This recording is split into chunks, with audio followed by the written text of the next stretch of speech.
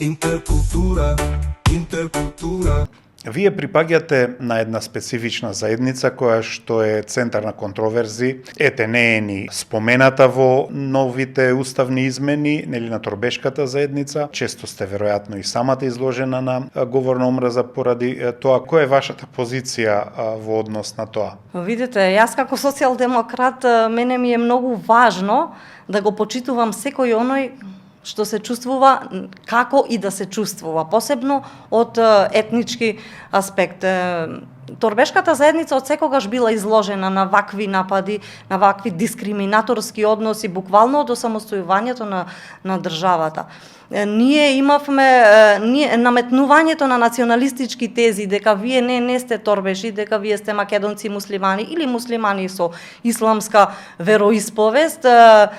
Тука дојде до една мајоризација на тоа прашање, односно одредени структури, можам да кажам и од самата етничка заедница, за да се приближат до некоја поголема структура на моќ или во државата, во моментов политичките партии, би прифаќаат разноразни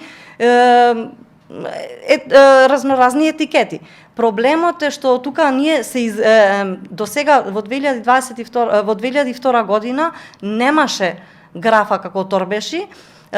Ние како заедница го отваравме често прашањето, имавме молби до тогашната власт на СДСМ кога ја презедовме власта, и во 2021 година за прв пат се појави на пописот графа торбеши. Тука се попишаа 6100 и скоро 6200 граѓани, тоа не е бројка за занемарување.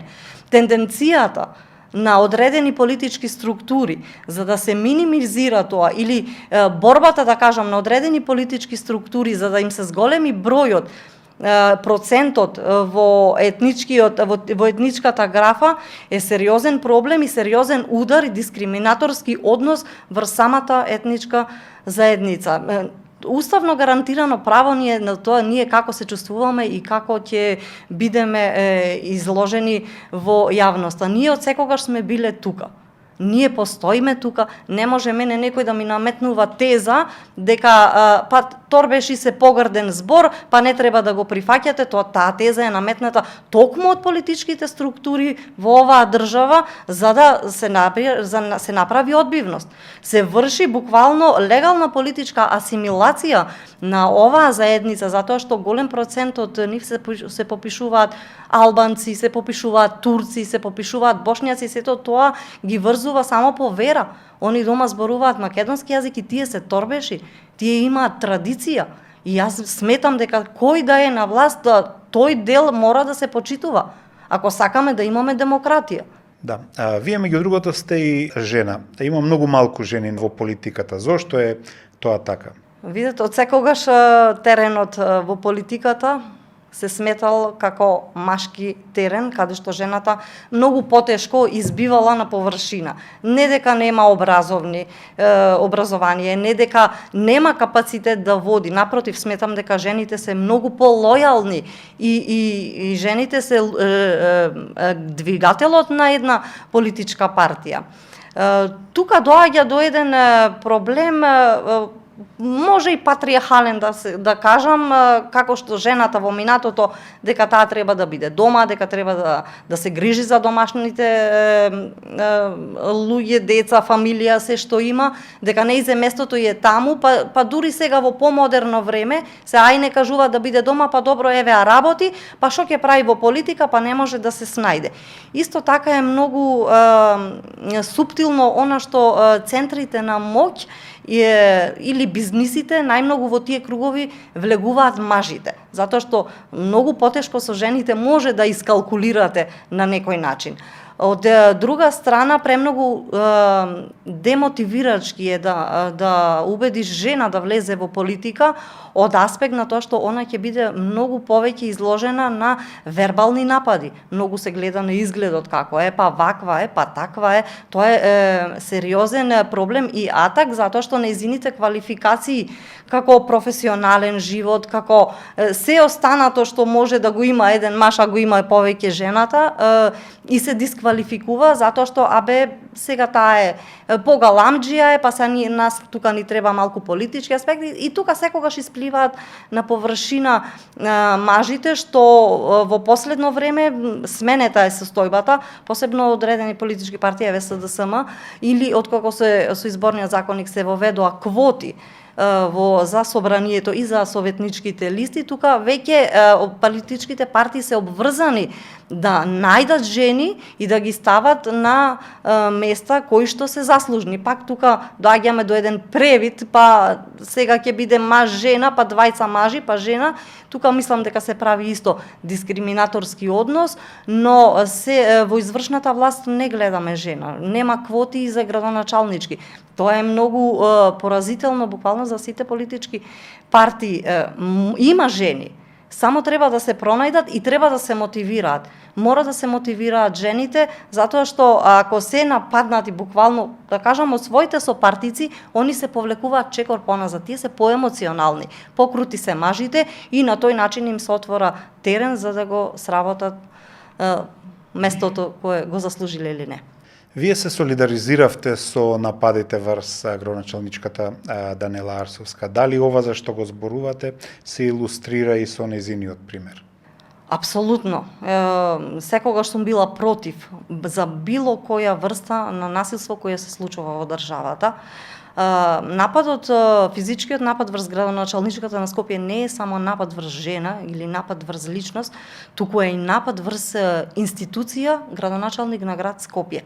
Недозволиво е од било кој да биде нападната таква институција, да кажам, јас повторно ќе се вратам на тоја институција, затоа што тука демонстрираме една институционална несигурност, затоа што жената, колку што јас ја следам по медиумите, веќе месец дена објавуваше дека некој се заканува. МВР или било која институција која е надлежна за тоа морала да ја обезбеди лично обезбедување, затоа што самата градоначалничка нема доверба во институциите, подкопана е довербата во институциите и мора да оди лично на лице место да ја снима ситуацијата за која што зборува одреден период. Настрана од тоа за нејзиното работење и водење на градот Скопје недозволиво е такво однесување на институции, а посебно министер за внатрешни работи на вечерта да ја буквално ја нападна вербално дека имала малку црвенило на ножето, па да не испадне дека таа била напаѓачот, значи не може презумција на невиност секаде постои. И додека не излезе официјалната снимка кој некој од присутните снимал, не може ние да кажуваме кој кого нападнал и како нападнал. Видливо беа и вербалните напади према личноста која беше таму и према администрацијата општинска. Тоа е недозволиво и сметам дека државата не смее да покажува дека во ова наша земја не постои неказнивост. Мора да одговараат сите кои се огрешиле према законот. Една од најголемите позиции во државата ја носи во моментот жена, претседателката Гордана Силјановска Давкова. Дали ја оценувате нејзината улога како позитивна во унапредувањето на позицијата на жените во нашиот систем? Па ако гледате ретроспективно, претседателката Гордана Силјановска Давкова многу често во своите изјави, посебно во предизборната кампања, се представуваше како заштитник на женските права, дека жените треба незините изјави беа во контекст дека жените треба да се повидливи, жените треба да се повлијателни, дека треба да се еднакви и рамноправни во политичкото и општественото делување.